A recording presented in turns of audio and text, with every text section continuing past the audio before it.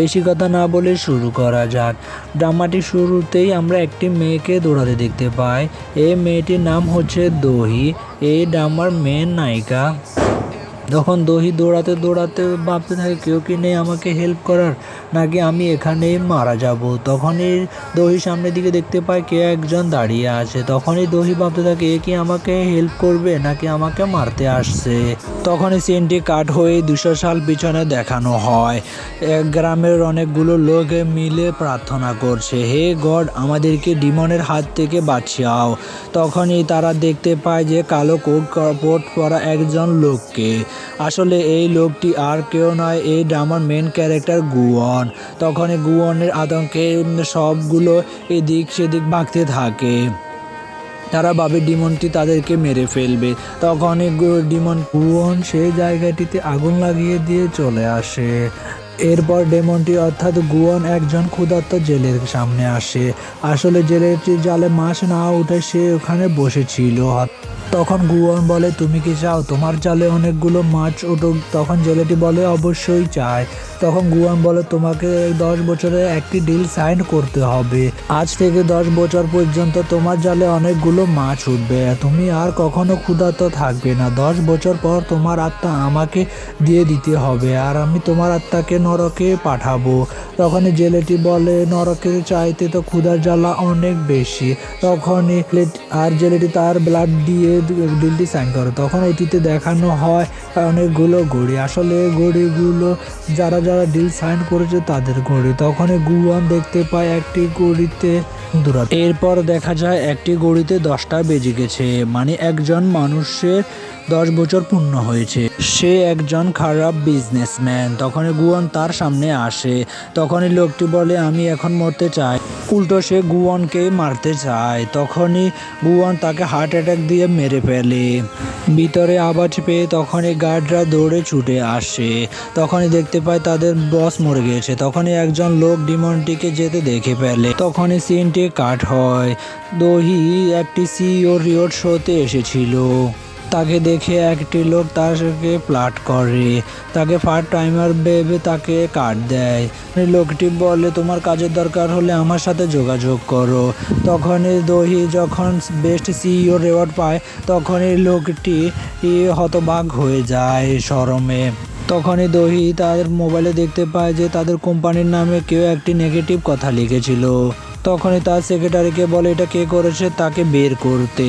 দেখে তার কাছে একটি ফোন এসেছিল। আসলে পেনটি করেছিল ম্যাডাম জিও। ম্যাডাম জিও তাকে দত্তক নিয়ে লালন পালন করেছিল। তখন ম্যাডাম জিও বলে তোমাকে ব্লাইন্ড ডেটে যেতে হবে।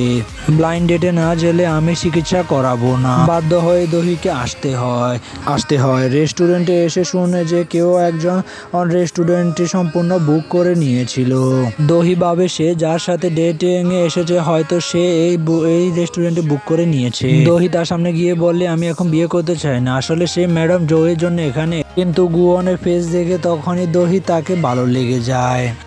তখনই গুয়ন বলে তুমি বিয়ে করবে নাকি না করবে এখানে আমার কি এসে যায়। যদি পার্সোনাল ইনফরমেশন দিতে চাও তাহলে তোমার ব্যাংকের পাসওয়ার্ড দাও। দহিও কম যায় না। এভাবে তারা দুইজন ঝগড়া করতে শুরু করে। আসলে দহি যার সাথে ডেটিংয়ে যাওয়ার কথা সে অন্য রেস্টুরেন্টে গিয়ে বসে আছে।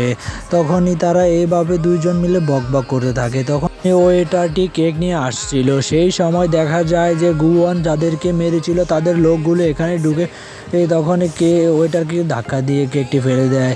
তখন যেটা গিয়ে দহির উপরে পড়তে যায়। তখন গুয়ন তার দহিকে আর কেকটিকে বাঁচিয়ে নেয়। দহির সঙ্গে সঙ্গে লজ্জায় ওয়াশরুমের দিকে চলে যায়। তখনই দহি ভাবতে থাকে অনেক খুশিতে ব্লাশ করতে থাকে সে দহি। আসলে গুয়ন সে তার কেকটিকে বাঁচিয়ে নিয়েছিল।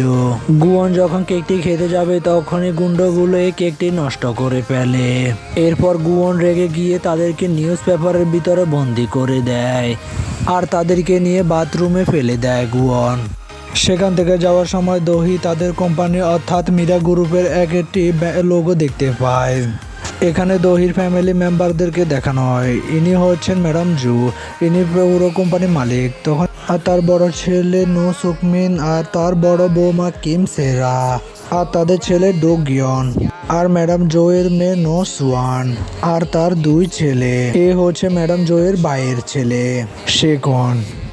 আর দহি দহি এই ফ্যামিলি কেউ না হলে ম্যাডাম জো তাকে অনেক বেশি ভালোবাসে। আর দহি জানতে পারে যে ম্যাডাম জো যে ছেলেটির সাথে ডেটে যেতে বলেছিল সেটি ছিল অন্য কেউ ছিল, আর সে ভুল করে অন্য রেস্টুরেন্টে চলে গিয়েছিল। এরপর দহি সমুদ্র ধারে যায়। অন্য বাচ্চাদের তাদের বাবা মার সাথে খেলতে দেখে তখনই দহির বাবা মার কথা মনে পড়ে যায়। এরপর অনেক রাত হয়ে যায়। সে একটি ক্যাব ডাকে, কিন্তু এটা মেন ড্রাইভার ছিল না। সে তার আসল ড্রাইভারকে মেরে ফেলেছিল, কিন্তু সে আরেকজন লোককে মেরে ফেলেছিল যে লোকটি দহিকে ইনফরমেশন দিবে বলেছিল। যখন এই কিলারটি দহিকে অ্যাটাক করতে যায় তখনই সে কোনো মতে এখান থেকে দৌড়ে পালিয়ে যাচ্ছিল। আসলে এই চিনটি আমাদেরকে ফার্স্টে দেখানো হয়েছিল। এরপর সে গুয়নকে দেখতে পায়। তখন দহি তার কাছে গিয়ে সাহায্য করতে পারে, তবে তোমাকে আমার সাথে একটি ডিল সাইন করতে হবে। তখনই দহি বলে অবশ্যই আমি সাইন করব। ডিলটি সাইন করার আগে গুয়ন লোকটিকে মারে, কারণ লোকটি তাদেরকে মারতে আসছিল। এইদিকে দহি ভয়ে রাস্তার ব্রিজের পাশে এসে লুকিয়ে পড়ে। যখন দহিকে তুলতে যায় তখনই দেখে যে লোকটি এখনো মরেনি।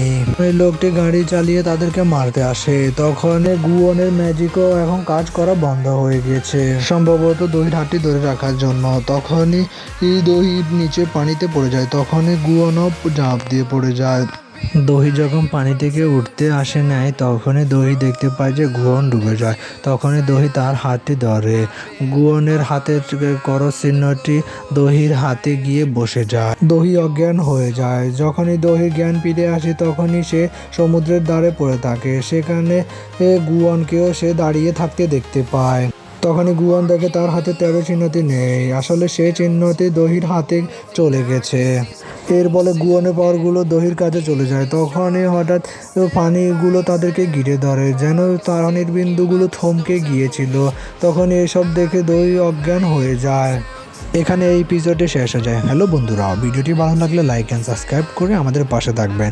আমাদের হিন্দি এবং বাংলা শর্ট চ্যানেল আছে, আপনারা যদি তা দেখতে চান নিচে কমেন্ট বক্সে গিয়ে দেখতে পারেন এবং মুভি রিভিউ চ্যানেল দেখতে পারেন।